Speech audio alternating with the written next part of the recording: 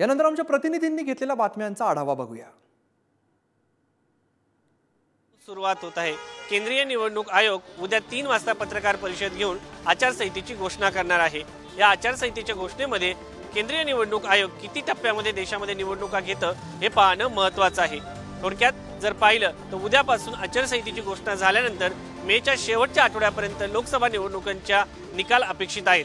त्यामुळे उद्या होणाऱ्या घोषणेनुसार देशभरातील कोणत्या राज्यात किती टप्प्यात मतदान होतंय, त्याचबरोबर निवडणुकीमध्ये कोणकोणते बदल अपेक्षित आहेत, त्याचबरोबर जे लोक निवडणुकीला आपल्या गावाकडे मतदानाला जाणार नाही त्यांच्यासाठी मतदानाची काही सुविधा आपल्याला पाहायला मिळते का, या सर्व गोष्टींची उकल उद्या निवडणूक आयोगांच्या पत्रकार परिषदेमध्ये आपल्याला पाहायला मिळणार आहे। त्यामुळे उद्या होणाऱ्या या पत्रकार परिषदेकडे सर्व देशाचं लक्ष लागलेलं आहे। काँग्रेसचे नेते खासदार राहुल गांधी यांनी थेट पंतप्रधान नरेंद्र मोदी यांच्यावर टीकेचा सूर धरलेला आहे। त्यात त्यांनी म्हटलंय की पंतप्रधान नरेंद्र मोदी हे ओबीसी जातीचे नव्हते, ते ओपन जातीतून येतात, पण त्यांनी एक नवीन कायदा गुजरातमध्ये आणला आणि त्यांची जात जी आहे ती ओबीसी मध्ये घालून घेतली, असा थेट हल्ला बोलतोय तो राहुल गांधी यांनी पंतप्रधान नरेंद्र मोदी यांनी। आम्ही चंद्रपूरकर यांच्या वतीने काल चंद्रपुरात निर्भय बनोची सभा पार पडली। या सभेतील मुख्य वक्ते ॲडव्होकेट असीम सरोदे यांनी आपल्या भाषणादरम्यान शिंदे गटातले 12 आमदार लवकरच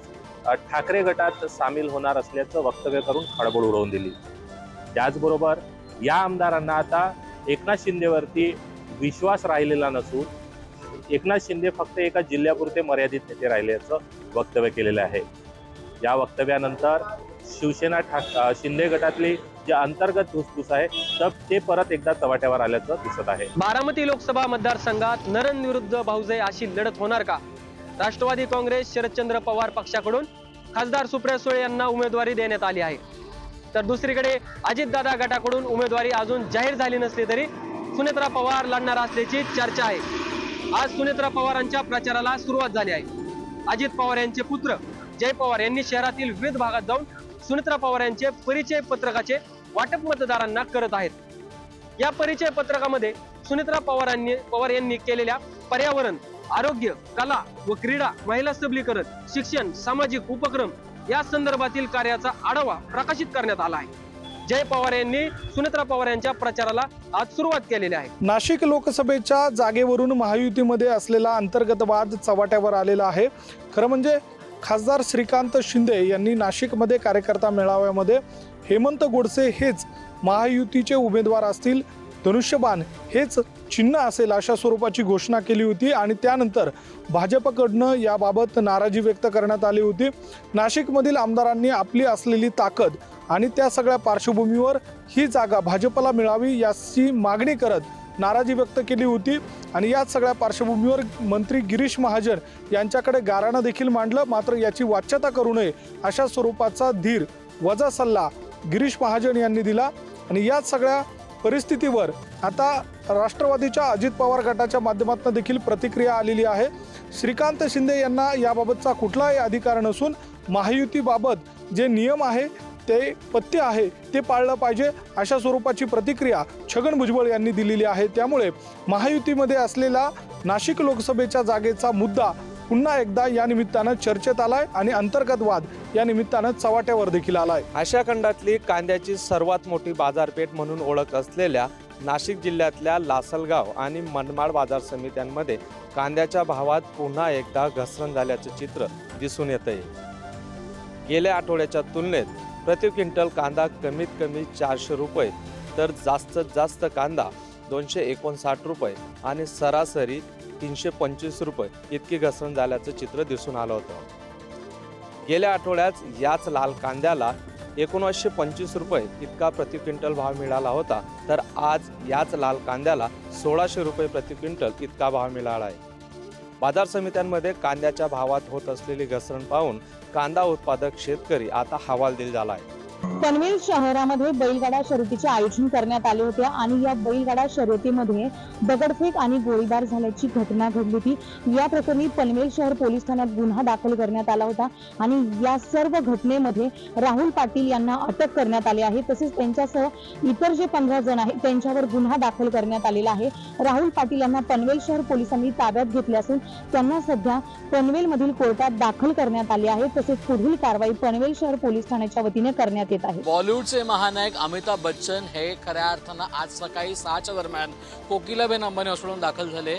सांगण्यात असं येत आहे की ते रुटीन चेकसाठी आले होते, तर दुसरीकडे सांगण्यात असं येत आहे की त्यांच्यावर एन्जिओप्लास्टीही करण्यात आली आहे. प्राथमिक माहिती जी आपल्याला मिळाली त्याच्यानुसार अमिताभ बच्चन हे खऱ्या अर्थानं मागच्या 2-3 दिवसाच्या अगोदरपासून ते कोकिलाबेन अंबानी हॉस्पिटल जात होते, पण आता त्यांच्यावर उपचार चांगले झाले आहेत. त्यांना उद्या कदाचित डिस्चार्ज सुद्धा मिळणार आहे. एकूण जर बघितलं गेलं तर महानायक अमिताभ बच्चन वर एन्जिओप्लास्टी होते अशी कोणतीही चर्चा याच्या अगोदर झाली नाही. ते रुटीन चेकअपसाठी जात जरी असले तर त्यांच्यावर एन्जिओप्लास्टी झाली आहे, त्याचं काय कारण आहे वगैरे आता त्याचा शोध सगळ्यांचा सुरू आहे. पण एकूणच बघितलं गेलं तर ह्याच्याबद्दलची माहिती बच्चन फॅमिलीकडून देण्यात नाही आली आहे. थोड्याच वेळात किंवा त्याच्या नंतर खऱ्या अर्थानं अमिताभ बच्चन स्वतः याच्यावर ट्विट करतील आणि ह्याबद्दल माहिती देतील. पण अजूनपर्यंत असं कळत आहे की कोकिलाबेन अंबानी हॉस्पिटलमध्ये उपचार त्यांच्यावर सुरू आहेत आणि उद्या त्यांना डिस्चार्ज सुद्धा मिळणार आहे. गेल्या वर्षी समाधानकारक पाऊस न पडल्यामुळे जिल्ह्यात दुष्काळाच्या प्रचंड झळा आता जाणवू लागल्या आहेत. विहिरीने देखील तळ गाठला आहे. भीषण पाणी टंचाई निर्माण झाल्याने विकत पाणी घेऊन फळबागा वाचवण्यासाठी शेतकऱ्यांचे प्रयत्न हे असफल ठरत आहे.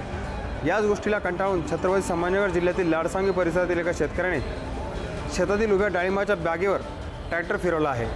सध्याच्या स्थितीला केवळ जनावरांनाच पिण्याचे पाणी उपलब्ध होत असल्याने फळबागा वाचवण्यासाठी 3 महिने पाणी विकत घेऊन फळबागा वाचवण्या एवढा पैसा आता शेतकऱ्यांकडे शिल्लक राहिलेला नाही आहे. शेतकरी बांधव आता फळबागांवर कुऱ्हाड चालत असलेले चित्र दिसत आहे.